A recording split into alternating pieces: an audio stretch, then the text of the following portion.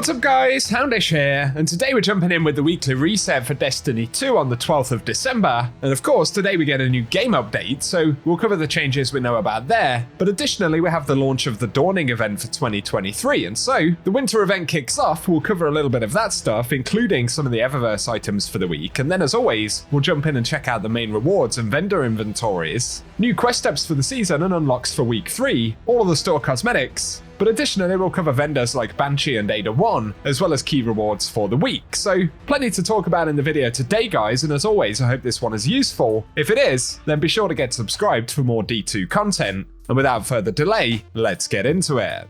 And firstly today, before we get into any of the festivities, D2 has got a new update, and so this is update 7303, and for activities and the Dungeon Warlord's Ruin, they say they fixed an issue where Master and Solo Flawless Triumphs were given the wrong reward, so that's a positive fix, but also for Riven's Lair, they fixed an issue where players on the Polyesemy mission, I'm probably saying that wrong, but they weren't able to launch the quest step or join the activity with players that have already completed it. On top of that, they fixed an issue where some chests cannot be opened at the end of the activity if players open an armor or weapon chest before the wish room, which can prevent triumphs from being completed. They also fixed an issue in the helm where some spaces were visible outside the front of the helm windows, an interesting one, and then for Blind Dwell, they fixed a problem where the offering to the Oracle could not be turned in at the Oracle engine. For the Crucible though, they fixed one where the Belisarius D was not awarded upon completing Crucible competitive placement challenges, and an issue where the Dragon's Bite artifact perk was unintentionally working in PvP, but on top of that, they updated the target score in Countdown Rush to 4.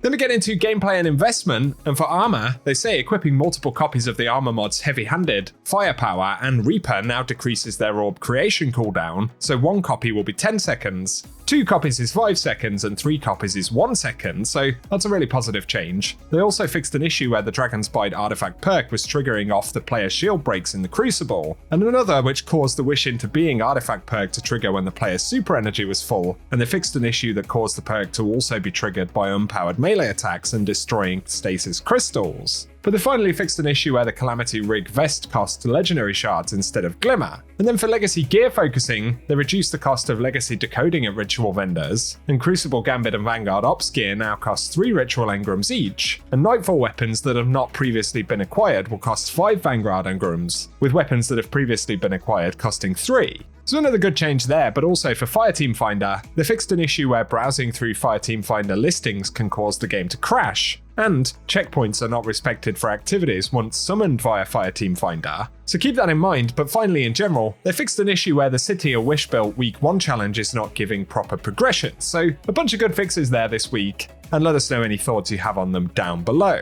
And next up, as we get into the game, of course, we do have new quest steps for the main season story quest this week, so if you want to continue with that, be sure to visit the Helm. And then of course in the tower, the Dawning has begun, so there's the sort of intro quest for that, all of the challenges, and the event card stuff. Most players will know how that stuff works. Of course, there is also the new Memento, and we can see this is acquired from the Winter Night quest, and on top of that, we'll get additional ones dropped once we've completed the quest. So a few different things to go after. I also have a video on the Eververse rotation and weapons for the Dawning this year, so I'll link those down below, but let us know in the comment section if you're going to be diving in.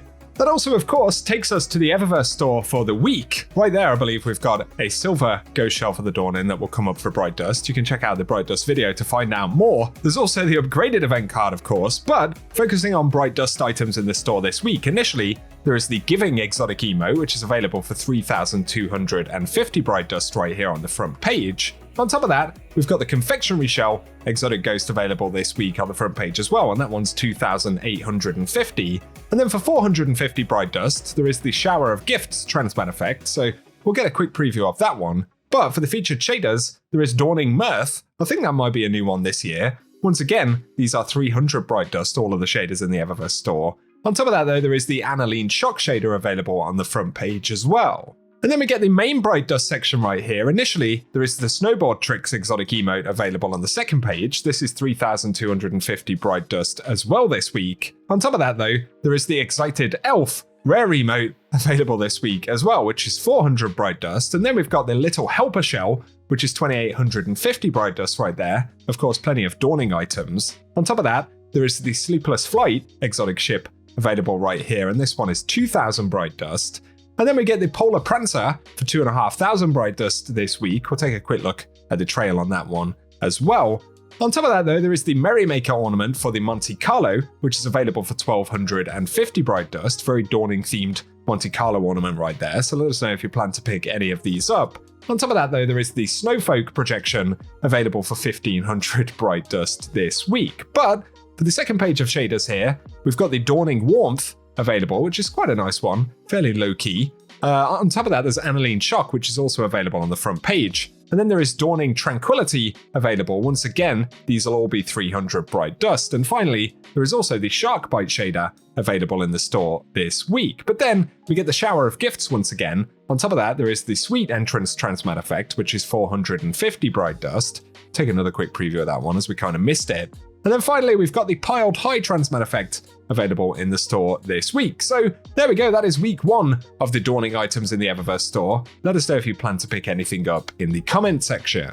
And then over to Banshee, of course, now we have focus decoding on the front page, and these will change every couple of days. But for the featured weapons at the moment, we've got the Lunar Ladder 4B bow, available with well-rounded and golden tricorn. There's also the Orvandale FR6, which has got firmly planted and one for all. And then the annual Skate Hand Cannon, which has got surplus and dragonfly, as well as the Peace of Mind with heating up and adrenaline junkie. Then finally, the Palmyra B rocket launcher with autoloading, holster, and frenzy. But keep in mind, some of the roles and featured weapons will change throughout the course of the week, so it's always worth checking in.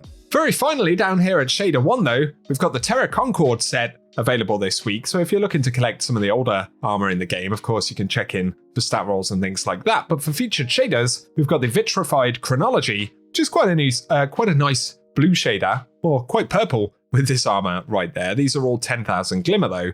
Then we've got the Kairos Black shader available this week at Ada 1 as well, which is a pretty nice one. And finally, there's also the New Monarchy Regalia, if you're looking to collect any of the older faction shaders.